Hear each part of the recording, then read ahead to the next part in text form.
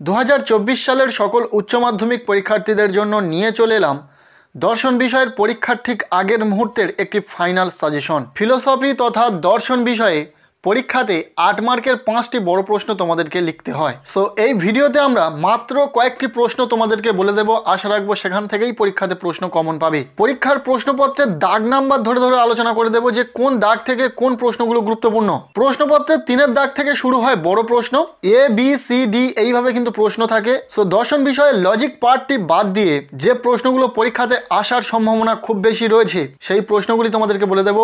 মাত্র 3টি করে প্রতিটি দাগ থেকে প্রশ্ন বলবো, যে প্রশ্নগুলি ভীষণ গুরুত্বপূর্ণ, পরীক্ষাতে আসার মতো প্রশ্ন। 3.এর দাগে থাকবে বচন থেকে প্রশ্ন। এখান থেকে মাত্র 3টি প্রশ্ন তোমাদেরকে পড়ে যেতে বলবো। প্রথম প্রশ্ন, বচন বলতে কি বোঝো? উদাহরণ সহ বাক্য ও বচনের মধ্যে পার্থক্য করো। ভীষণ গুরুত্বপূর্ণ প্রশ্ন, খুব ভালো করে পড়বে। এরপর দ্বিতীয় প্রশ্ন, নিরপেক্ষ বচনের গুণ ও পরিমাণ বলতে কি বোঝো? দৃষ্টান্ত সহকারে নিরপেক্ষ বচনের শ্রেণীবিভাগ করো। আরও একটি প্রশ্ন তোমরা দেখে যাবে, সেটি হলো উদাহরণ সহ নিরপেক্ষ ও সাপেক্ষ বচনের পার্থক্য দেখাও। নিরপেক্ষ বচনে সংযোজকের কাজ কি? 3.এর দাগ থেকে এই 3টি প্রশ্ন খুব ভালো করে পড়ে যাও, আশা রাখবো এখান থেকেই পরীক্ষাতে প্রশ্ন কমন পাবে। নেক্সট আমরা দেখে নেব প্রশ্নপত্রে 3.বির দাগে অমাধ্যম অনুমান থেকে প্রশ্ন হবে।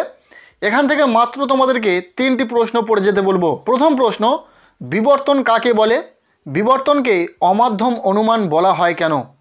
এর সাথে দৃষ্টান্ত সহ বিবর্তনের নিয়মগুলি ব্যাখ্যা করো। খুব ভালো করে পড়বে, খুবই গুরুত্বপূর্ণ একটি প্রশ্ন। এরপর দ্বিতীয় প্রশ্ন, দৃষ্টান্ত সহ মাধ্যম ও অমাধ্যম অনুমানের মধ্যে পার্থক্য করো। নিষেধমূলক বিবর্তন বলতে কি বোঝো? এই প্রশ্নটাও অত্যন্ত গুরুত্ব সহকারে পড়ে যাবে। এরপরে নেক্সট যে প্রশ্নটি রয়েছে, আবর্তন কাকে বলে? কোনো ক্ষেত্রে কি এ বচনের সরল আবর্তন সম্ভব? এর সাথে ও বচনের আবর্তন সম্ভব নয় কেন? 3.বির দাগ থেকে এই 3টি প্রশ্ন অতীব গুরুত্বপূর্ণ প্রশ্ন, কাজেই খুব ভালো করে পড়ে যাবে। এরপর দেখে নেব প্রশ্নপত্রে 3.সির দাগ থেকে টিকা থাকবে। এখান থেকে মাত্র 4টি টিকা গুরুত্ব সহকারে পড়ে যেতে বলবো। প্রথম, চতুষ্পদ ঘটিত দোষ, ভীষণ গুরুত্বপূর্ণ। এরপর দ্বিতীয়, অবৈধ পক্ষ দোষ। নেক্সট, অবৈধ সাধ্য দোষ, ভীষণই গুরুত্বপূর্ণ। এরপর নিরপেক্ষ ন্যায়।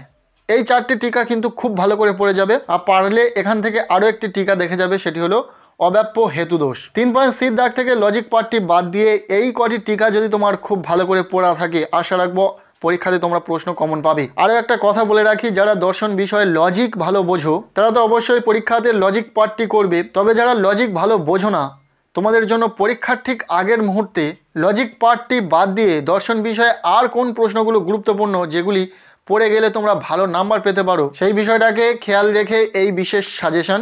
এরপর আমরা দেখে নেব প্রশ্নপত্রের 3.ডির দাগে মিলের পরীক্ষামূলক পদ্ধতি থেকে প্রশ্ন আসবে। এখান থেকে মাত্র 2টি প্রশ্ন তোমাদেরকে গুরুত্ব সহকারে পড়ে যেতে বলবো। প্রথম প্রশ্ন, উদাহরণ সহ মিলের ব্যতিরেকী পদ্ধতিটি ব্যাখ্যা করো। এর সংজ্ঞা, আকার, দৃষ্টান্ত, 2টি সুবিধা 2টি অসুবিধা অবশ্যই দেখে যাবে। এই প্রশ্নটা কিন্তু পরীক্ষাতে আসার সম্ভাবনা খুব বেশি রয়েছে, কাজেই খুব ভালো করে পড়বে। এরপর দ্বিতীয় প্রশ্ন, মিলের সহপরিবর্তন পদ্ধতিটি ব্যাখ্যা করো। এর সংজ্ঞা, আকার, দৃষ্টান্ত, 2টি সুবিধা 2টি অসুবিধা দেখে যাবে। পরপর এই 2টি প্রশ্ন কিন্তু এখান থেকে খুব ভালো করে দেখে যাবে। তবে এখান থেকে আরও একটি এক্সট্রা প্রশ্ন তোমাদেরকে পড়ে যেতে বলবো, সেটি হলো মিলের অন্যই পদ্ধতিটি আলোচনা করো। প্রশ্নপত্রে 3.ডির দাগের প্রশ্নের উত্তর লেখার জন্য অবশ্যই এই 3টি প্রশ্ন খুব ভালো করে পড়ে যাও। এরপর আমরা দেখে নেব পরীক্ষার প্রশ্নপত্রে 3.ইর দাগে টিকা থাকবে। এখান থেকে মাত্র তোমাদেরকে 4টি টিকা গুরুত্ব সহকারে পড়ে যেতে বলবো। প্রথম, কাকতালীয় দোষ। এরপর দ্বিতীয়, অবৈধ সামান্যীকরণ দোষ। গুরুত্বপূর্ণ প্রশ্ন, খুব ভালো করে পড়বে। এর পরের প্রশ্ন, আবশ্যিক শর্তকে সমগ্র কারণ হিসাবে গণ্য করার দোষ। নেক্সট, একটি অবান্তর বিষয়কে কারণ হিসাবে গণ্য করার দোষ। পরপর এই 4টি টিকা কিন্তু তোমরা খুব ভালো করে পড়ে যাবে। পরীক্ষাতে এখান থেকে টিকা কমন আসার সম্ভাবনা খুব বেশি রয়েছে। তবে যারা আরও কয়েকটি টিকা দেখে যেতে চাইছো তাদের জন্য বলবো আরও 3টি টিকা তোমরা এক্সট্রা দেখে যাবে। নাম্বার 5, অপর্যবেক্ষণ দোষ।